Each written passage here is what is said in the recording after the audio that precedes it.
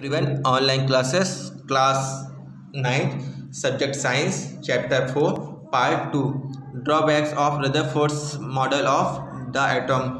Rutherford के परमाणु model की कमियां.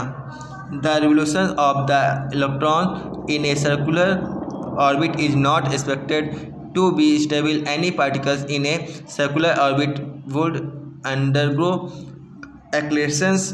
During accelerations, charged particles would radiate energy, thus the revolving electrons would lose energy, they finally fall into the nucleus. If this were so, the atoms should be highly unstable and hence matter would not exist in the form that we know that atoms are quite stable.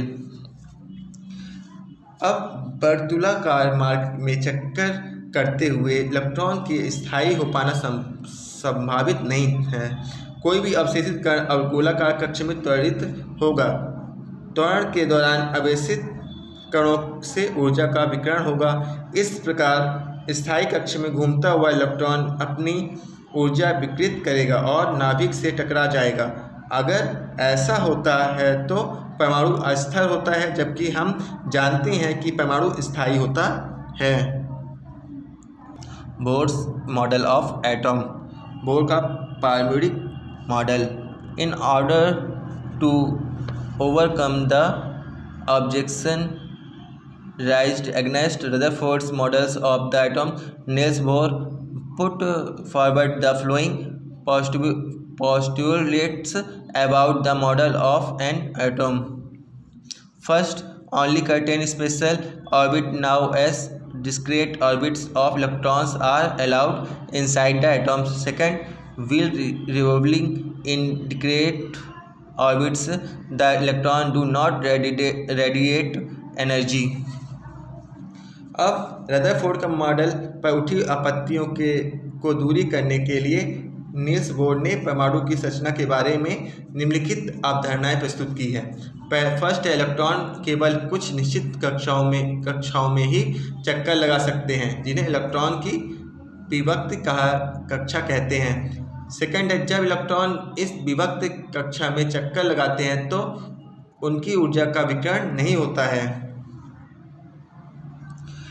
These orbits or cell are called energy levels. Energy levels in an atom are shown in figure 4.3. इन कक्षाओं या कोषों को ऊर्जा स्तर कहते हैं. तो diagram 4.3 में एक परमाणु के ऊर्जा स्तर को दिखाया गया है. A few energy levels in an atom. किसी परमाणु में कुछ ऊर्जा स्तर पर.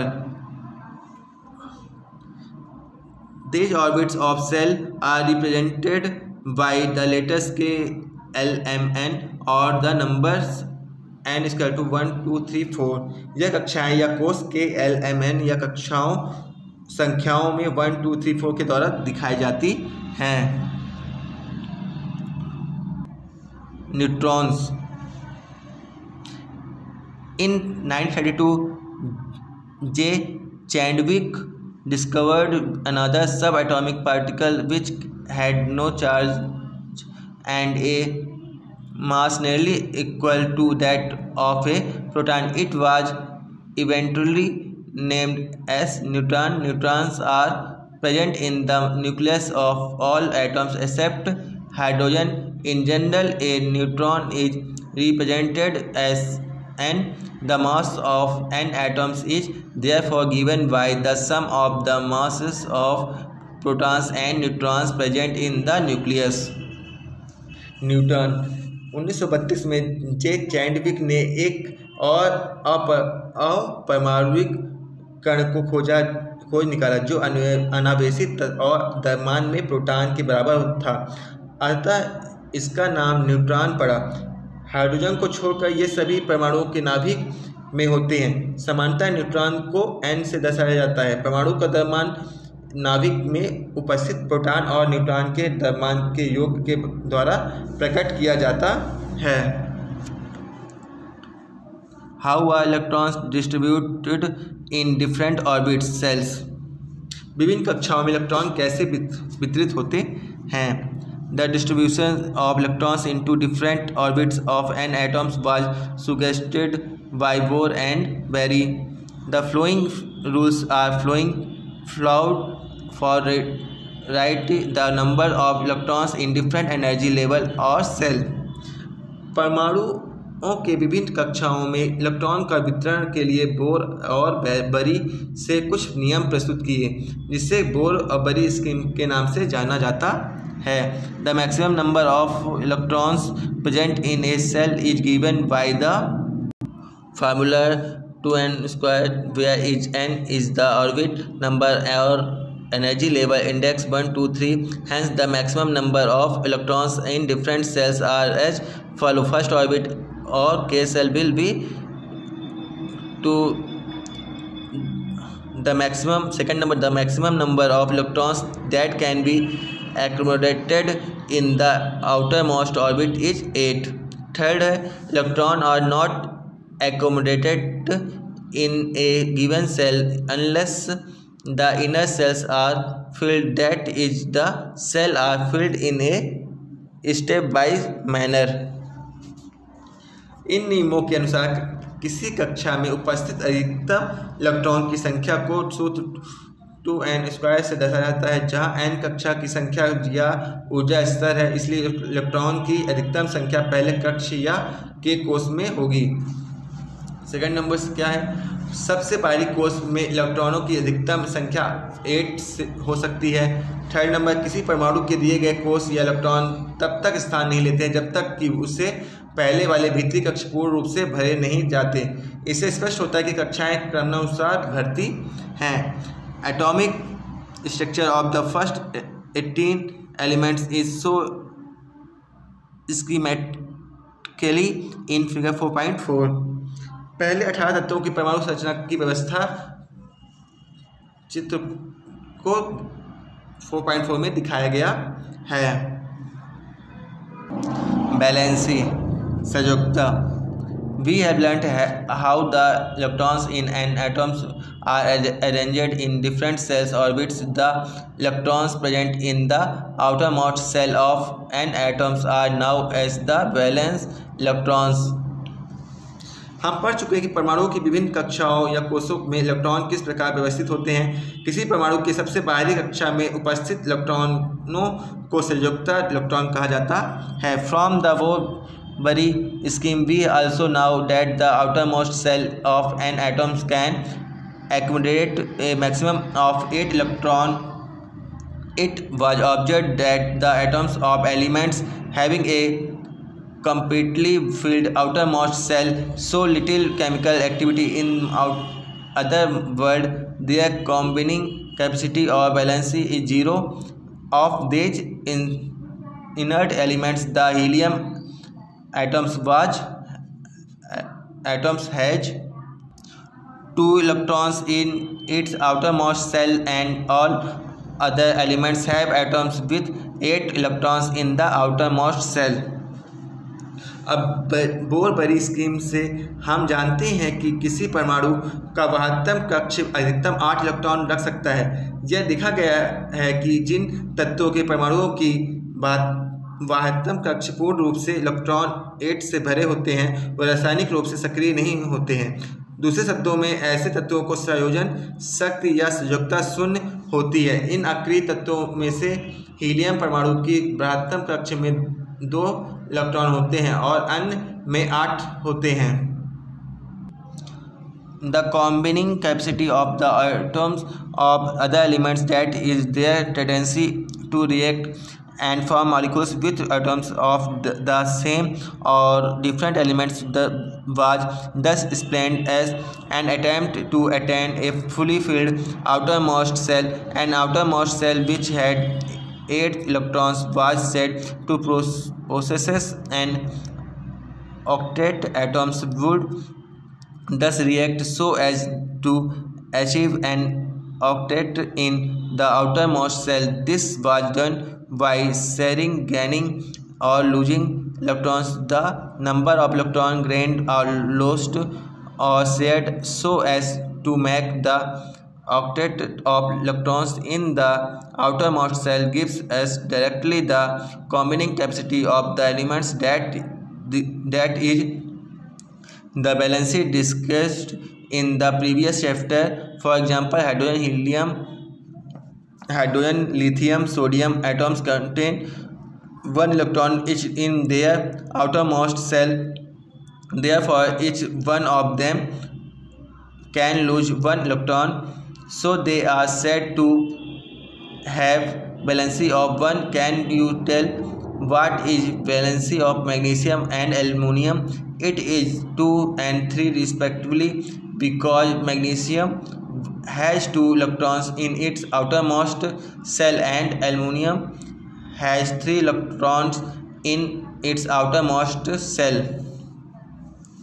अब हम देखते हैं सक्रिय तत्वों में परमाणुओं की संयोजन शक्ति, अर्थात अपने समान या अन्य किसी तत्व के परमाणुओं से मिलकर अणु बनाने की प्रवृत्ति अपने बाह्यतम कक्ष के पूर्ण रूप से भरने का प्रयास माना जाता है।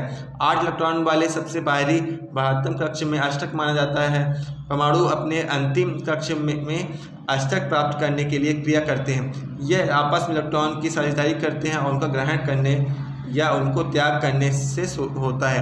परमाणु के बृहत्तम कक्ष में इलेक्ट्रॉन के अष्टक बनाने के लिए जितनी संख्या में इलेक्ट्रॉनों की साझेदारी या स्थानांतरण होता है वह उसी तत्व से संयोजकता शक्ति अर्थात संयोजकता होती है, जिसकी चर्चा पिछले अध्याय में की गई है। उदाहरण के लिए हाइड्रोजन, लिथियम या सोडियम प्रत्येक के परमाणु के बृहत्तम कक्ष में एक इलेक्ट्रॉन होता है, अतः एक इलेक्ट्रॉन को त्याग कर दे सकते हैं, अतः यह एक इलेक्ट्रॉन का त्याग कर सकते हैं, इसलिए उनकी संयोजकता 1 कही जाती है। क्या आप बता सकते हैं कि मैग्नीशियम और एल्युमिनियम की संयोजकता क्या है? यह क्रमशः 2 और 3 है, क्योंकि मैग्नीशियम के बृहत्तम कक्ष में 2 और तथा एल्युमिनियम के 3 इलेक्ट्रॉन होते हैं। If the number of electrons in the outermost cell of an atom is close to its full capacity, then valency is determined in a different ways. For example, the fluorine atom has 7 electrons in the outermost cell and its valency could be 7, but it is easiest for fluorine to gain 1 electron instead of losing 7 electrons. Hence its valency is determined by subtracting 7 electrons from the octet, and this gives you a valency of 1 for fluorine. Valency can be calculated in a similar manner for oxygen. What is the valency of oxygen that you get from this calculation?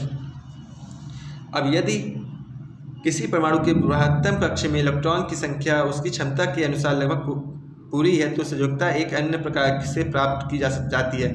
उदाहरण के लिए fluorine परमाणु के बृहत्तम कक्ष में 7 electron होते हैं, जिसकी संयोजकता 7 हो सकती है, किंतु बृहत्तम कक्ष में अष्टक बनाने के लिए फ्लोरीन के लिए 7 इलेक्ट्रॉनों की त्याग करने की अपेक्षा 1 इलेक्ट्रॉन प्राप्त करना अधिक आसान है।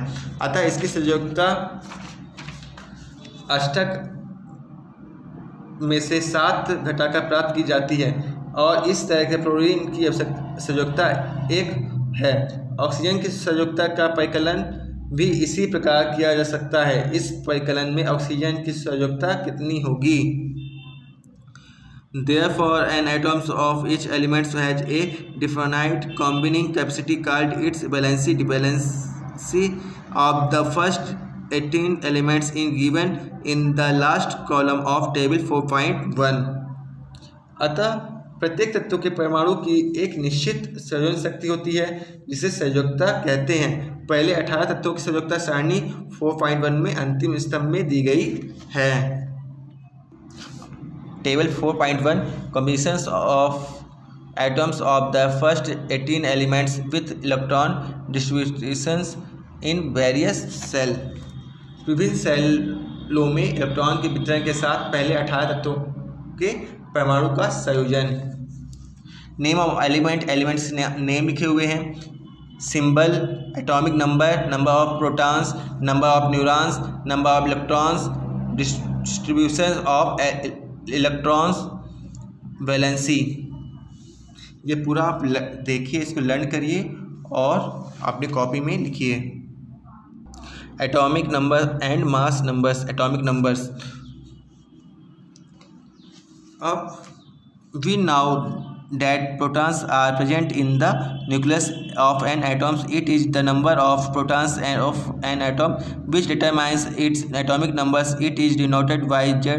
All atoms of an element have the same atomic numbers Z. In fact, elements are defined by the numbers of protons they possess by hydrogen Z equal to 1, because in hydrogen atoms only one proton is present in the nucleus. Similarly, for carbon Z equal to 6. Therefore, the atomic number is defined as the total number of protons present in the nucleus of an atoms. परमाणु संख्या तथा द्रव्यमान संख्या। परमाणु संख्या, हम जानते हैं कि परमाणु के नाभिक या प्रोटॉन के विद्यमान होते हैं जो एक परमाणु में उपस्थित प्रोटॉनों की संख्या उसके परमाणु संख्या को बताती है। इसको जेड के द्वारा दर्शाया जाता है। किसी तत्व के सभी अणुओं की परमाणु संख्या जेड समान होती है। वास्तव में तत्वों की उनके परमाणु का विद्यमान प्रोटॉन की संख्या से परिभाषित किया जाता है। उदाहरण जो हाइड्रोजन के लिए Z इक्वल टू 1, क्योंकि हाइड्रोजन परमाणु के नाभिक में केवल एक प्रोटॉन होता है। इसी प्रकार कार्बन के लिए Z इक्वल टू 6।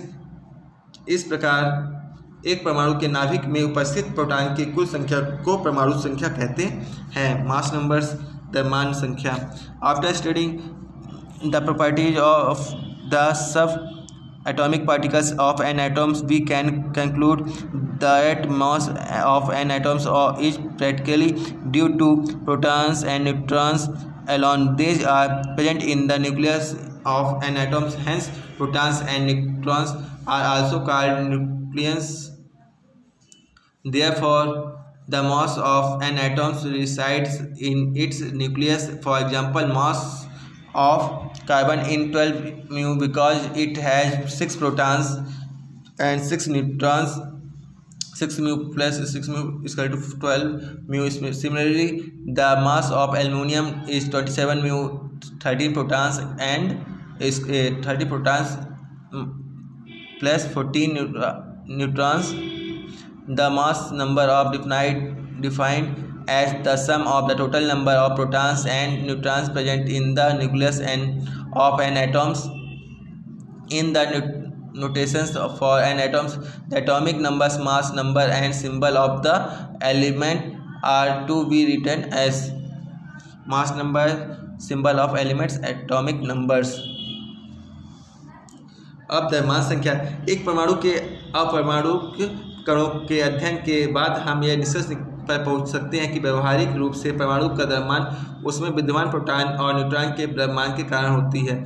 ये परमाणु के नाभिक में विद्यमान होते हैं, इसलिए इन्हें न्यूक्लियन भी कहते हैं। परमाणु के लगभग संपूर्ण द्रव्यमान उसके नाभिक में होता है। उदाहरण के लिए कार्बन का द्रव्यमान 112 म्यू होता है, क्योंकि इसमें 6 प्रोटॉन और 6 न्यूट्रॉन होते हैं। 6 म्यू प्लस 12 म्यू। इसी प्रकार एल्युमिनियम का द्रव्यमान 27 म्यू होता है, 13 proton plus 14 neutron.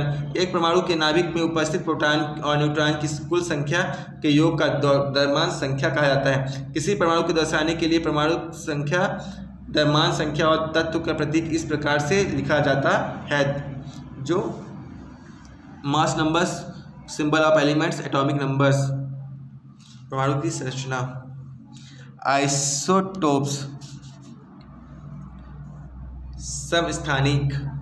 In nature, a number of atoms of some elements have been identified which have the same atomic number but different mass numbers. For example, take the case of hydrogen atoms. It has 3 atomic species, namely protium, deuterium and tritium. The atomic number of each one is 1, but the mass number in each one 2 and 3 respectively. Other such example are carbon, chlorine और समस्थानिक। प्राकृतिक में कुछ तत्वों के परमाणुओं की पहचान की गई है जिसकी परमाणु संख्या समान लेकिन द्रव्यमान संख्या अलग होती है। उदाहरण के लिए हाइड्रोजन परमाणु को ले, इनकी संख्या परमाणिक स्पीशीज होती हैं: प्रोटियम, ड्यूटेरियम, टाइटेनियम, प्रत्येक की परमाणु संख्या समान है, लेकिन द्रव्यमान संख्या क्रमशः 1, 2 और 3 है। इसी तरह अन्य उदाहरण भी कार्बन और क्लोरीन है।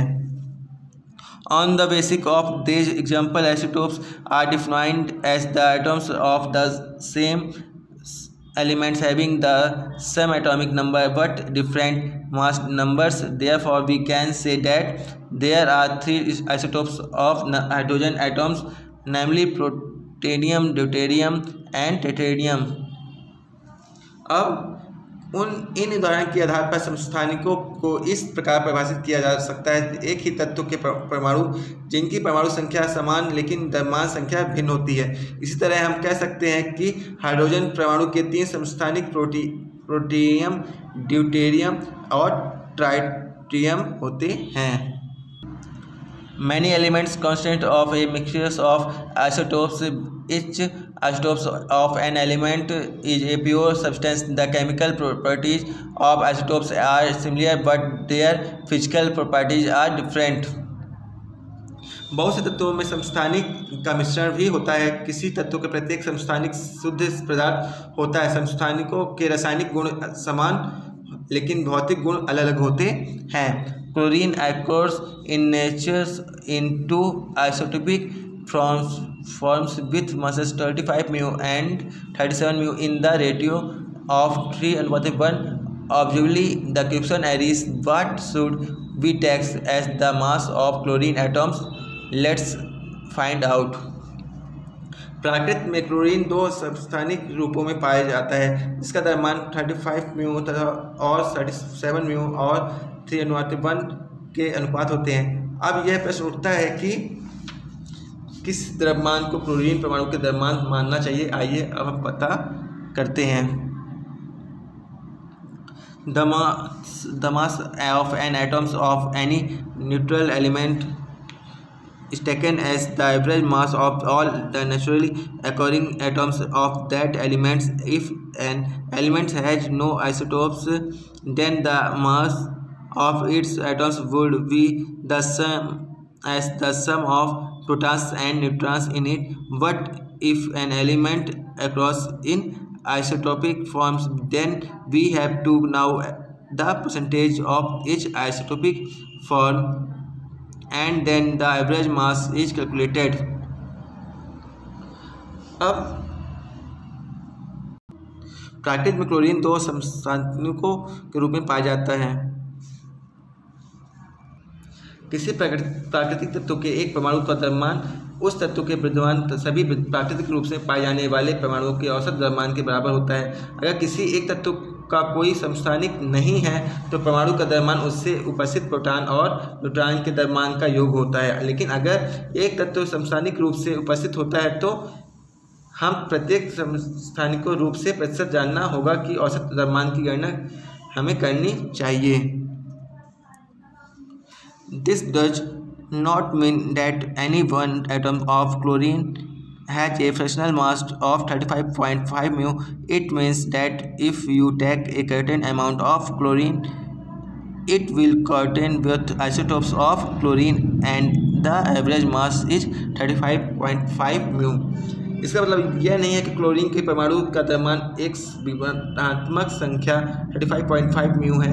इसका तात्पर्य यह हुआ कि अगर आप क्लोरीन की कुछ मात्रा लेते हैं तो इसमें क्लोरीन के समस्थानिक होंगे और औसत द्रव्यमान 35.5 μ होगा। Applications. Since the chemical properties of all the isotopes of an element are the same, normally we are not concerned about taking a mixture, but some isotopes have special properties which find them useful in various fields. Some of them are. अब कुछ समस्थानिकों के विशेष गुण होते हैं जिनका उपयोग हम विभिन्न क्षेत्रों में करते हैं। उनमें से कुछ निम्नलिखित हैं। An isotope of uranium is used as a fuel in nuclear reactor. Uranium का एक समस्थानिक का उपयोग परमाणु भट्ठी के ईंधन के रूप में करते हैं। An isotope of cobalt is used in the treatment of cancer. Cancer का उपचार में कोबाल्ट का समस्थानिक का उपयोग करते हैं। isotopes of iodine is used in the treatment of goiter। घेंघा रोग के इलाज में आयोडीन के समस्थानिक रूप का उपयोग करते हैं। आइसोबर्स समभरिक। Let's consider two elements, calcium atomic number 20 and argon atomic number 18. The number of electrons in these atoms is different, but the mass number of both these elements is 40. That is, the total number of nucleons is the same in the atoms of the pair of atoms of different elements with different atomic numbers which have the same mass number are now as isobars। दो तत्वों calcium परमाणु संख्या 20 और argon परमाणु संख्या 18 के बारे में विचार कीजिए। परमाणु में प्रोटॉन की संख्या भिन्न भिन्न है। दोनों तत्वों की द्रव्यमान संख्या 14 है, यानी तत्वों के इस जोड़े के अणु के में कुल न्यूक्लियनों की संख्या समान है। अलग अलग परमाणु संख्या वाले तत्वों को जिनकी द्रव्यमान संख्या समान होती है समभारिक कहा जाता है। Thank you.